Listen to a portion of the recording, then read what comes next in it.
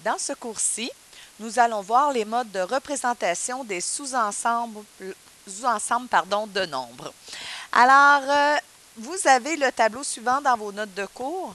Je l'ai pris à la page 144 de votre manuel. Donc, si vous ne trouvez pas vos notes de cours assez claires, vous avez la représentation plus claire à la page 144 du manuel. Alors, il y a 4 façons de représenter les sous-ensembles de nombres. Alors, premièrement, ici, on le voit, il y a en extension, on a ici en compréhension sur la droite numérique et finalement, nous avons en intervalle. Alors, commençons avec la première méthode de représentation. Il s'agit de l'extension. Alors, je vais y aller ici avec la colonne, l'avant-dernière colonne, et ensuite, je viendrai vous montrer le reste. Donc, on dit les nombres entiers compris entre 5 et 9 inclusivement. Donc, on me dit représente les nombres entiers compris entre 5 et 9. Et le 9 inclusivement, ça veut dire que le 5 et le 9 sont inclus dans l'ensemble. Alors, comme on parle de nombres entiers, on ne parle pas de nombres à virgule. Donc, ça va être le 5, le 6, le 7, le 8 et le 9. Alors, c'est pour ça qu'on les met entre accolades.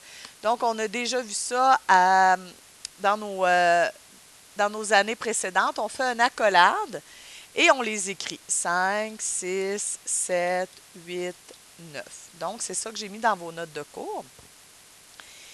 Et si on dit les nombres entiers supérieurs à 1, bien là, supérieur à 1, on n'a pas le droit de prendre le 1. Donc, c'est pour ça qu'ici, ça commence avec le 2. Le 3, donc là, on en nomme quelques-uns. On en nomme habituellement 3. On fait 3 petits points et on referme la collade. Donc, c'est ça énuméré en extension. On dit pour représenter ici dans la première colonne un sous-ensemble fini ou un sous-ensemble infini comme dans le deuxième exemple qui présente une régularité. Donc, on est capable de voir comme dans mon exemple, ça montait par bond de 1. On énumère les éléments entre accolades et on les sépare par une virgule. Donc, c'est la façon d'écrire en extension. Compréhension. On l'utilise moins, mais ça arrive qu'on va utiliser ça dans la question. Fait que vous devez être en mesure de le lire. Donc, si je vous dis ici les nombres entiers inférieurs à 9, comme je suis dans les nombres entiers, on se rappelle la famille qui représente les nombres entiers, c'est la famille Z. Donc, quand on parle de compréhension, on doit dire dans quelle famille est la variable ou les nombres que nous avons. Donc, ici, on commence avec la collade. On va dire X est élément de la famille des Z, tel que, donc la petite ligne qu'il y a là ici, c'est tel que X va être plus petit que 9.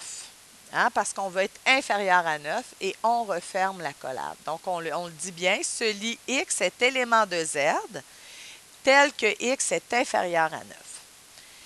Si je te donne les nombres réels, les nombres réels, c'est ceci, compris entre moins 1 non inclus, donc je n'ai pas le droit d'avoir le moins 1, et 7 inclus. Bien, on l'écrit accolade, je vais l'écrire en plus gros ici, X est élément des réels, tel que X est plus grand que moins 1 ou plus petit ou égal à 7. Et on referme la collade.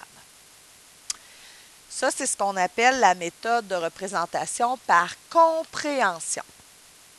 Ensuite, la droite numérique. Celle-là, vous l'avez vue souvent. Si je vous parle des nombres entiers compris entre 5 et 8, inclusivement, ça veut dire que le 5 est compris, le 6, le 7 et le 8. Mais comme on parle de nombres entiers, je n'ai pas le droit d'avoir les nombres à virgule. Sur la droite numérique, c'est pour ça qu'on va représenter par des points rouges et ça ne sera pas un trait continu. Les nombres entiers supérieurs à moins 3, on me parle encore des nombres entiers. Supérieur veut dire plus grand, c'est pour ça qu'ici vous voyez, et ça se continue jusqu'à l'infini. Si on dit les nombres réels, là on a tous les nombres, 6 doit être inclus et 9 non inclus.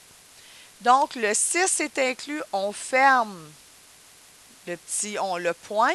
Si le 9 est exclu, on le laisse ouvert. Ça nous dit le 9 n'est pas compris. Et comme c'est tous les nombres incluant tous les nombres à virgule, on fait un trait continu. Ici, on dit les nombres réels inférieurs à 3. Donc, inférieur, le 3 n'a pas le droit d'être inclus. Et on colore vraiment toute la ligne, puis on la fait même donc jusqu'au bord de la ligne, ça veut dire que ça continue. Alors ça, c'est la représentation par droite numérique.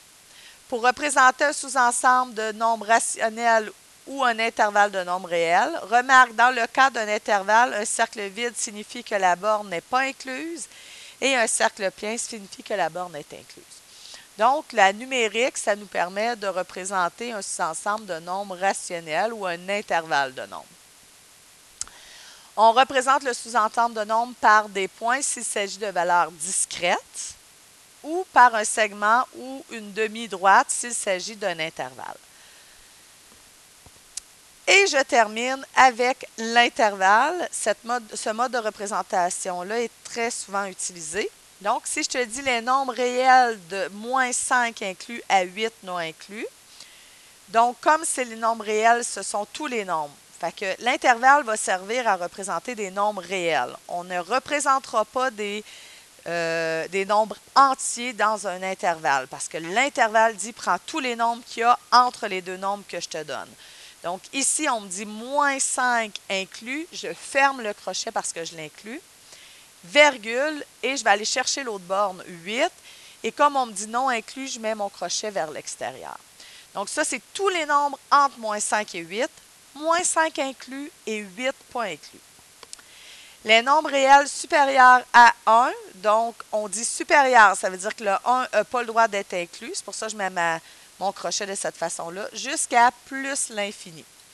Bon, il y a des auteurs qui vont écrire ça comme ça, il y a des auteurs de manuels qui vont mettre un crochet. Si vous mettez un crochet, très important de le laisser ouvert, ça veut dire vers l'extérieur, parce que l'infini, ce n'est pas fermé. Et finalement, les nombres réels, inférieurs ou égal à 12. Donc, je dois être plus petit que 12. Donc, ça va jusqu'à moins l'infini.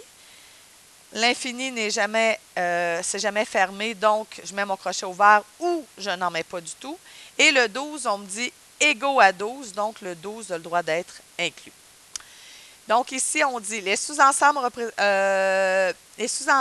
représentés par cette notation est un intervalle qui inclut tous les nombres réels compris entre les bornes. Ces bornes peuvent être comprises ou non dans l'intervalle. On place les bornes de l'intervalle entre crochets et on les sépare par une virgule. Si la borne est incluse dans l'intervalle, le crochet est orienté vers l'intérieur, sinon il est orienté vers l'extérieur. Donc, c'est ce qu'on appelle la méthode de représentation par intervalle. J'avais juste sauté ici en compréhension les petits détails du début.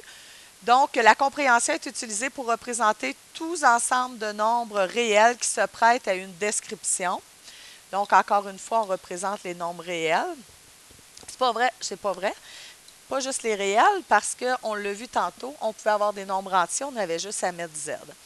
On définit d'abord entre accolades l'ensemble de références. Fait que ça va être le Q, le Z, le N ou le R. Habituellement, les plus utilisés, c'est ces trois-là.